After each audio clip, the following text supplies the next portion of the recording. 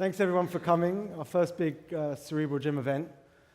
I first had the concept for Cerebral Gym when I was working out with a personal trainer in a traditional gym, and my head was above my ears. And he said to me, the trainer said to me, last year I ran the marathon. Should I run a triathlon or an Ironman this year? And I said, you're in the gym every day working out. Why don't you try something that's a real challenge? Why don't you learn Mandarin? And he laughed at me. Now, when I met any press over the last month or two, the corollary to that story was that he came back a few weeks later, said, I've enlisted into a Mandarin class, and now a year later, he's fluent. But in reality, he didn't. He just laughed at me. It was a little bit of a creative license. But my vision, maybe it's mad, but hopefully that might happen when our first Cerebral Gym launches next year in a live, permanent, full-time venue. I think most people will be thinking what I thought. When you told that story about you first had the idea when you were in a more straightforward physical gym doing exercises and bending, I think I can't have been the only one who thought, why would anyone ever go to one of those? To a regular gym or a Cerebral Why would Gym? anyone go to this makes sense. But a regular, why? I know, well, it's incredible. If you think around 20 years ago, there weren't any yoga centers in London. And Jonathan, who started up Try Yoga, came and made the first big yoga center. And now when you go on Instagram, it's just yoga everywhere, and it's just become a way of life. And I don't know if the Cerebral Gym concept can get there, but I think if people just get used to working out their mind, whether it's learning how to play backgammon or speak Mandarin or opera appreciation, it could just be fun as well as getting something and learning something new out of it. And also, it's a lot more sociable. I mean, I think gyms are often sold on sex appeal, but really, if you've ever been to a gym, I've never seen a guy go and chat up a girl in a gym. They always just want to get on with their routine. But when you come to class-based activities, I don't know if you've ever done a class since you were at school or university, but you actually bond sort of together and you have something in common because you're all interested in it and it's open and interactive. And when you have a teacher-led class, the idea basically behind the gym was to make it active. So it's not a passive thing where I've been going to Intelligence Squared and How to Academy lectures for years, and they're wonderful and they have incredible speakers. But I feel a little bit empty when I leave. I go, I listen to an hour lecture, even if the speakers are incredible. Once it's over, you just leave. Whereas the idea behind Cerebral Gym is to have a mesh of lots of different activities, but you actually bond with the other people attending. And what else might it be called? Well, I have a friend, we were having dinner the other night, and he had the idea, go mental. But I think one of the things... Can I just be clear about this, by the way? I love the concept. We went out for a cup of tea, and James told me about this idea, which I thought sounded great and fun, and it seems to me, as I approach my 85th birthday, that everybody communicates exclusively online. Everything happens sort of virtually. And I thought that the twin horrors that, a pensioner like me sees in the developing, Western world is that one, everybody does everything online. Two, it seems to be fine to be an idiot. There was a little golden phase about 10 years ago where people said that the geeks are taking over the world and the whole thing now is, it's Elon Musk and it's that guy, I want to say Justin Timberlake, but not him, the one from the Facebook, but it's all about, clever people and the internet and the geeks have inherited the earth, and then suddenly Donald Trump is president. Like, how did that? So there's sort of rise of idiocy. So the idea of a sort of social club stroke sort of grown-up mental gym idea for people that are ready to say, I don't know everything, but I'd like to know more, and I want to find things out, and I want to learn and challenge my mind and meet similar. I thought that was all brilliant. So I'd like to be clear. I think the idea is great. I think the name, because...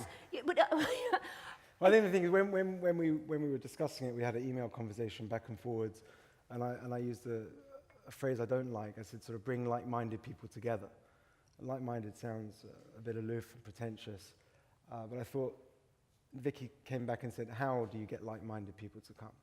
And I thought one of the filters would be the name, because cerebral, not everyone knows what it means. So basically, to start with, if you don't know what it means, we're only going to have the people that understand what cerebral What are means. you going to... Maybe you'll have a queue of people in shorts and vest tops holding a towel, all disappointed. That's fine. I mean, on a more boring point, it was a .com that was still available and I could afford. So when we went for the cup of tea and you were telling me about it, you were also talking about you thought the way that people spent their time was changing. There was something about, whether because of the internet or people were organising their time differently. So during the daytime, on weekdays, people would have time to fill and they'd want something challenging to fill that. Yeah, maybe we're not there yet, but I think I've got this crazy idea that AI is taking over the world and no one's going to be working in 10 years' time anyway. So we're going to have lots of time during the day to come to Cerebral Gyms. But when you see, TED online as well, and we're talking about the live venue now, but one of the ideas basically is that we could film a lot of the content a little bit like we're doing today, and try and, whilst we're talking down the internet, it is an amazing way just to reach a huge audience.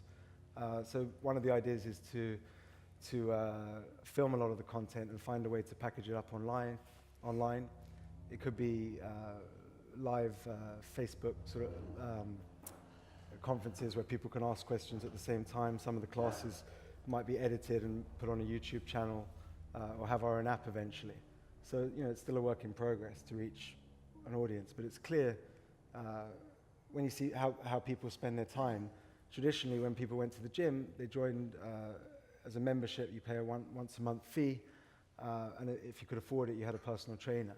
But today, every new gym that's opening up is teacher-led class-based, whether it's Barry's Boot Camp, Soul Cycle, all the spin classes.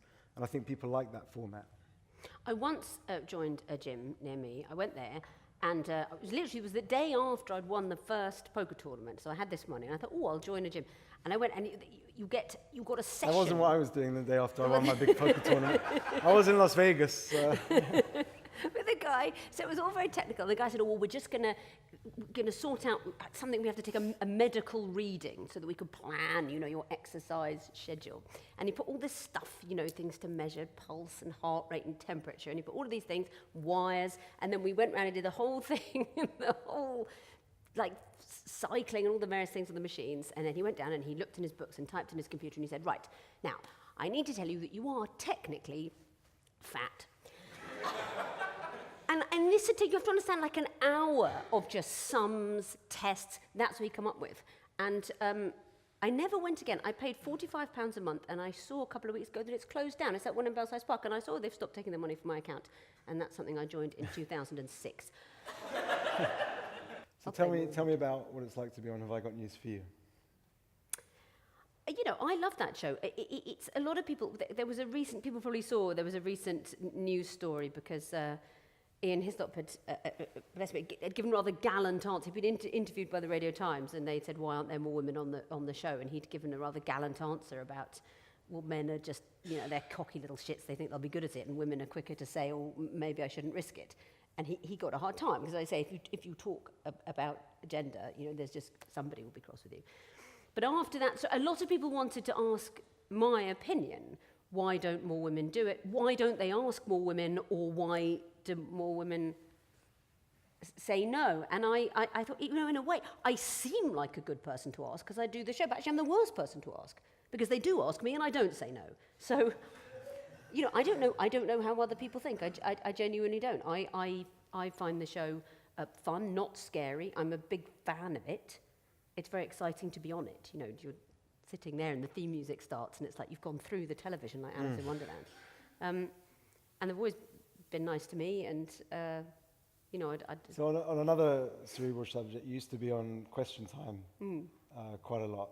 Yeah. And you actually came up with one of the best lines I've ever heard on there.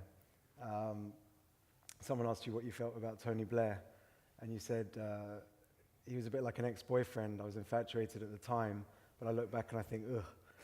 That was great. But we don't see you on there very much anymore. Although, I said that probably a few years ago. Now I would go, an ex-boyfriend, you were infatuated at the time. You look back and you go, and then you think, I tell you what, I've had worse since. So, these things, these things all move on. I don't do question time. Well, I don't do question time. And funnily enough, you say Rights for the Observer nearly every week. I've been taking a little sabbatical lately, and I've quite enjoyed that. I find it tricky now to put a lot of opinions into the world, because we're going through a time of strange intolerance about other people's opinions. And it's really strange. I mean, I was joking about the internet before. I think the internet is wonderful, not just about what you can learn and what you can see and people that can report from experiences all over the world, but the democracy of it, it's great. It's great that suddenly you can hear these voices of just everybody, not just the traditional, opinion holders, but somehow, hand in hand with the opportunity for people from all different kind of walks of life to speak, has come an intolerance for other people's opinions. And you would never have predicted that. You just never would. You would have thought the more we hear different voices, the more open we'll be to the idea of different ones. But in fact, that's not what's happened. And now, almost anything you say, people will scream at you.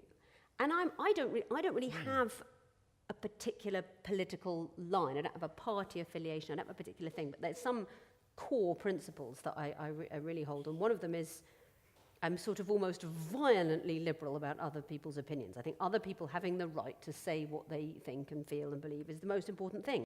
I'd like to ask a question about poker and money. I mean, you're both accomplished poker players. And Vicky, in your excellent book on playing poker, you say that you can't make small talk in a casino, because if the bloke next to you tells you that he's struggling to pay his mortgage, you're going to feel pretty bad about taking his money. So you have to talk about other things. But you also both started playing poker for £5 ago. So what I want to know is, just how important is it? How important is the money in a game like poker compared to the game as an intellectual challenge or just having fun? Do you want to go first? Yeah, go on. You say, don't talk too much to the people near you because you're worried about taking their money. It's amazing. I played poker with people for 10, 15 years, once or twice a week at least, for often 10, 20-hour sessions, and you don't even know what they do. It's incredible. The time just flies.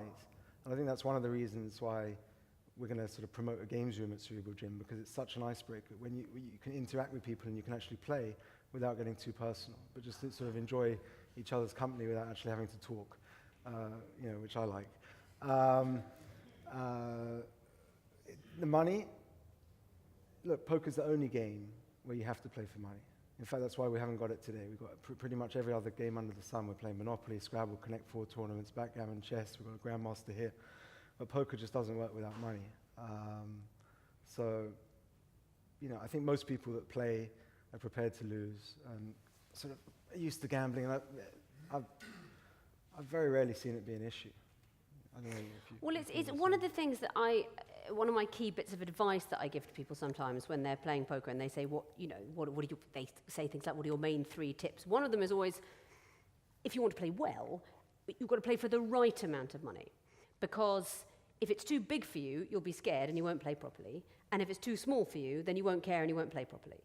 So to play poker, what I mean by properly is thinking through your decisions. It's a thought game. I mean, it's like chess. You can play it like roulette. You can just go and stick the money in and maybe I'll make a pair, which is mostly what I do. But people that play properly, you're thinking through, what is my opponent thinking? What's he doing? What does his bet? Maybe a bit like bridge. It's like bidding, only instead of communicating to your partner, you're obfuscating. What does he mean by this? What did he mean by that before? And to do all of that properly, you've got to care enough to concentrate, but not be frightened that if you're wrong, you can't pay the mortgage.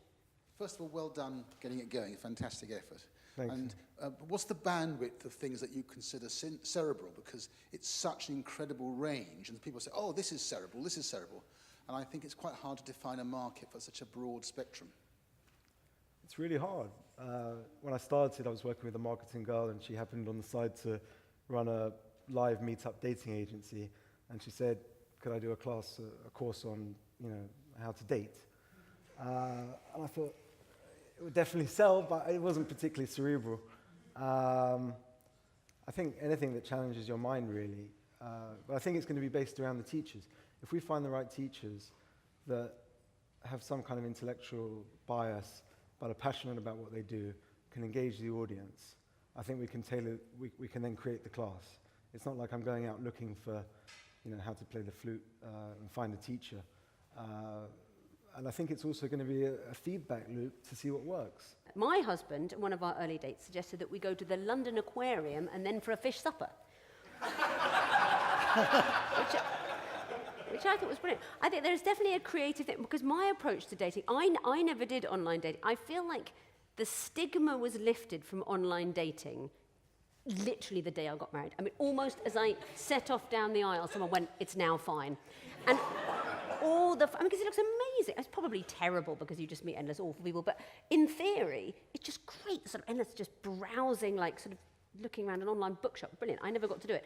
But I treated it much like, I was very inspired by Sex and the City, that show, although I didn't quite have the sex, but the approach to dating, which was that it was sort of interesting experiences. So I went on lots of different dates with, my thing was I'd have to meet somebody, I'd have to know someone for years before I'd even, take off my jumper, never mind anything more.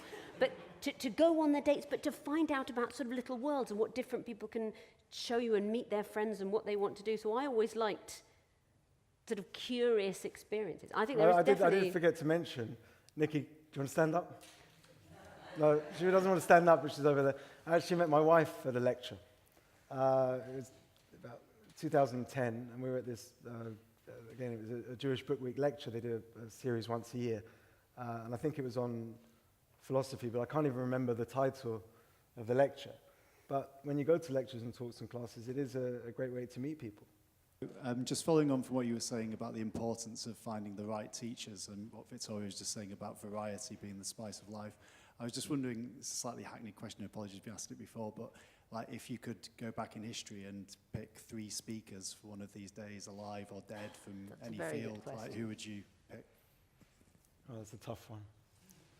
This event called Summit last November, which was in LA, and they had 4,000 people attend. I think it cost $6,000 for 3 nights, including accommodation and food. And they had the most incredible lineup of speakers. Jeff Bezos was there,